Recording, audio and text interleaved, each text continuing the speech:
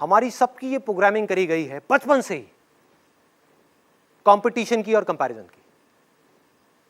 School में competition, घर में कंपटीशन, भाई बहन का आपस में कंपटीशन। वो बहुत अच्छा है पढ़ाई में, तू बिल्कुल बेकार है। वो कितना अच्छा खेलता है, तू क्यों नहीं खेल पाता। वो कितना अच्छा दिखता है, तू इतनी अच्छी क्यों नहीं दिखती। कंपटीशन एंड कंपैरिजंस, इससे हुआ क्या, हमारे माइंड की प्रोग्रामिंग हो गई। हम चाह करके भी इस दुनिया को बिना किसी कंपटीशन के, बिना अपने आप को किसी और से कंपेयर किए देख ही नहीं सकते। या तो हम किसी को अपने से कंपेयर करेंगे, उसको अपने से ऊपर बिठा देंगे, या उसको अपने से नीचे गिरा देंगे।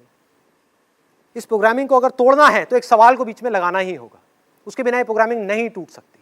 आप ऑटो पायलट पे चलते ही चले जाओगे, फंसते ही चले जाओगे, आपको समझ ही नहीं आएगा कि मेरी प्रॉब्लम्स की जड़ क्या है। आपके पास में एक छोटी गाड़ी है, आपने देखा कि आपका जो पड़ोसी है उसके पास में भी छोटी गाड़ी थी, अब वो एक बड़ी गाड़ी ले आया। आपके पास में सेंट्रो है, वो होंडा सिटी ले आया।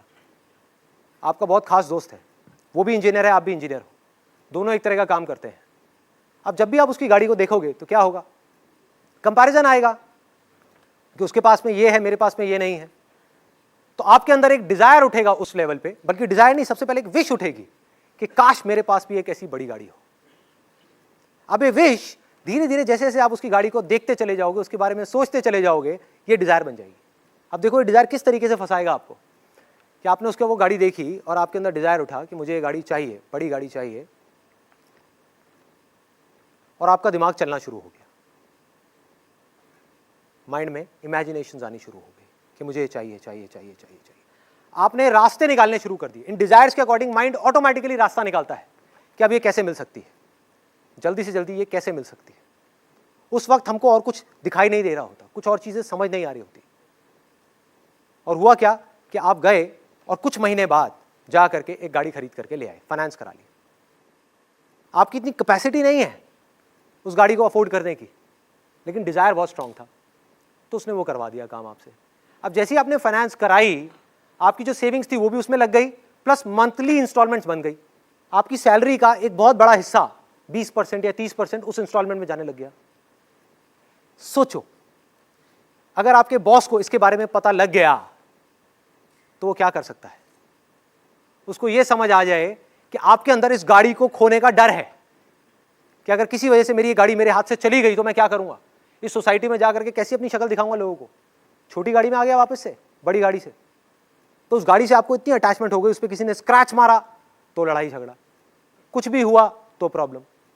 हम चिपकते ही चले जा रहे हैं उस गाड़ी से, और उस चिपकने की वजह से क्या हुआ, उस डिजायर की वजह से क्या हुआ, अब आप पूरे के पूरे ट्रैप में फंसते चले जाओगे। ये मैंने एक गाड़ी का एग्जांपल लिया है, ऐसे और बहुत सारे एग्जांपल्स हैं। और हुआ क्या कि जैसे उस बॉस को ये समझ आया कि अब आप इस नौकरी को छोड़ना अफोर्ड नहीं कर सकते, अगर आपने छोड़ी तो आपकी इंस्टॉलमेंट्स इतनी ज्यादा है इस गाड़ी की, क्या प्रॉब्लम में आ जाओगे। तो अब वो बॉस क्या बोलेगा आपको कि आपको डेली 2 से 3 घंटा ओवर टाइम करना है। क्या आप मना कर पाओगे? यस और नो? नहीं कर सकते। आप फंस गए हो और आप इस चीज को समझ ही नहीं पाओगे आप फंसे किसकी वजह से हो। आपके अंदर एक डर पनपेगा कि अगर मैंने जॉब छोड़ दी और 3-4 महीने तक मुझे कहीं और जॉब नहीं मिली तो मेरा क्या होगा, ईएमआई कहां से दूंगा, मेरे घर के खर्चे कहां से निकलेंगे, ये कैसे होगा, वो कैसे होगा। फंसते चले गए। आपके अपने डिजायर ने बॉस के थ्रू आपको फंसा दिया। और उसके बाद में जैसे जैसे आप आगे बढ़ते चले जाओगे, वहां पर जितना आपका टॉर्चर होगा, वो टॉर्चर आकर के आप कहां निकालोगे, अपने घर पे, अपनी फैमिली पर गुस्सा करोगे। तुम्हें पता नहीं है मेरे पे कितना प्रेशर है, मेरे पे कितना स्ट्रेस है। इस स्ट्रेस को क्रिएट किसने किया? जहां आपके डिजायर्स की वजह से आपने अपनी चादर से ज्यादा पैर फैलाए, प्रॉब्लम शुरू। अब सोचो इसमें करना क्या है, इस सिचुएशन से कैसे निकल सकते हैं। कि जिस वक्त हमारे अंदर ये डिजायर उठे कि मुझे भी ये बड़ी गाड़ी चाहिए या कुछ भी चाहिए, तो अपने आप से रुक करके पूछना है, क्या सच में मुझे चाहिए, या सिर्फ कंपैरिजन की वजह से, कंपटीशन की वजह से मैं अननेसेसरी अपने ऊपर एक प्रेशर क्रिएट कर रहा हूं। Do I really need it? जहां आपने सवाल पूछा, आप इस पूरी की पूरी प्रॉब्लम से 1 सेकंड में बाहर आ गए।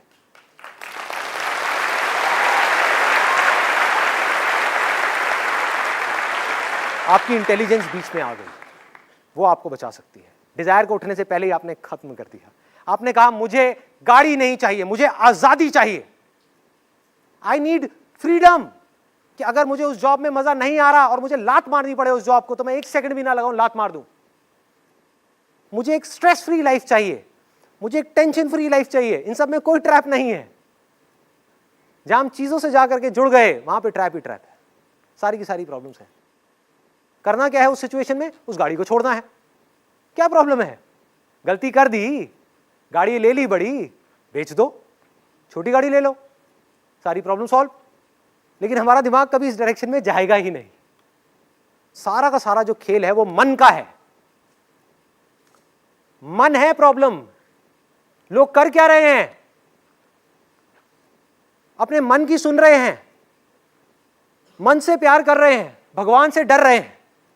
करना क्या है? इसका उल्टा, भगवान से प्यार करना है और मन से डरना है।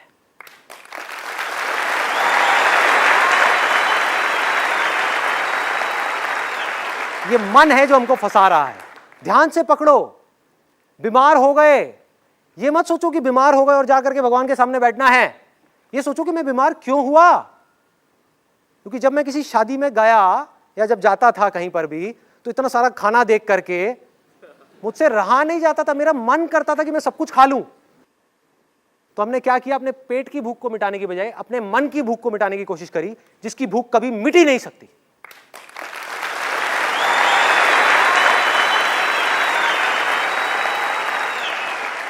खाते रहे खाते रहे खाते रहे, जा करके हॉस्पिटल में पहुंच गए। अब भगवान को बोल रहे हैं, भगवान तूने ये क्या कर दिया। अरे वो भी हंसता होगा, वो कहता होगा भाई कर क्या रहा है तू, देख तो सही तेरा मन तुझसे क्या करवा रहा है। इस मन को वश में करना है। मन क्या है? डिजायर्स और attachments, that's it.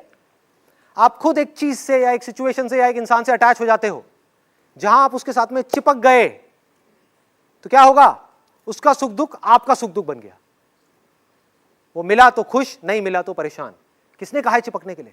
For example, अगर आपको उठा करके आपकी गाड़ी की वजह से आपके बॉस ने एक पिंजरे में डाल दिया, पिंजरा ही हो गया ना, कि ना आप उस जॉब में मजा आ रहा है आपको, ना उसको छोड़ सकते हो ना कर सकते हो। बेमन के किसी काम को करोगे तो क्या तरक्की करोगे उस पर? कहां आगे बढ़ोगे? काम का असर किस पे आएगा? रिलेशनशिप्स पे आएगा। सब कुछ जुड़ा हुआ है और हम फंसते ही चले जाएंगे। हमें बनने के डिजायर्स पैदा करने हैं कि मुझे कुछ बनना है, जो भी मैं आज हूं उससे बेटर बनना है।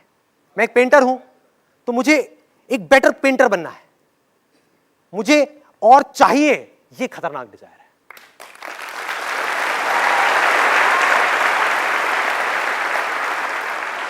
मेरा सिंपल सा मोटिव ये है कि आप एटलीस्ट कुछ क्वेश्चंस पूछो। साइंस क्या है? It's all about questioning. अगर एक सवाल नहीं होता तो आज साइंस नहीं होती। एक आदमी आराम से पेड़ के नीचे बैठा हुआ था, उसके पास में एक एप्पल गिरा। सर पे गिरा था या पास में गिरा था? सर पे गिरा था। जहां भी गिरा था, सर पे गिरा, पास में गिरा, एप्पल गिरा। उसने देख करके पूछा कि एप्पल नीचे क्यों आता है, ऊपर क्यों नहीं जाता? Law of gravity was born in that particular movement. Question क्या है? एक डिजायर है। एक डिजायर है कुछ जानने का। जो आपने पूछा ना, किस तरह के डिजायर सही है, किस तरह के नहीं है।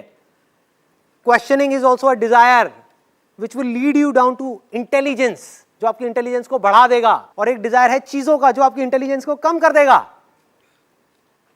एक क्वेश्चन पूछो कि हम ये कर क्यों रहे हैं, कि मैं अपने पड़ोसी की गाड़ी को देख करके ये क्यों चाह रहा हूं कि मुझे भी वो गाड़ी चाहिए।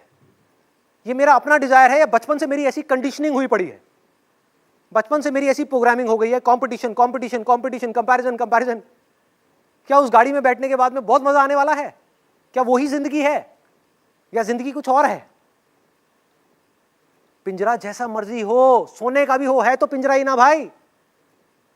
किसी भी चीज का डिजायर एक सोने के पिंजरे के जैसा है जो हमको कैद कर देता है। क्वेश्चन पूछने का डिजायर बढ़िया है, आपकी इंटेलिजेंस को बढ़ाएगा। किसी भी काम में आपको एक्स्ट्रा ऑर्डिनरी होने के लिए आपको क्वेश्चंस पूछने ही पड़ेंगे। बिजनेस में आपको डेली 1000 बार सवाल पूछने पड़ेंगे कि मेरे कस्टमर्स को क्या चाहिए, क्या चाहिए, क्या चाहिए। उनकी रिक्वायरमेंट को समझना है, अपने आप को बेटर बनाना है। जिसकी सवाल पूछने की आदत है वो किसी भी फील्ड में चला जाए वो कामयाब हो जाएगा।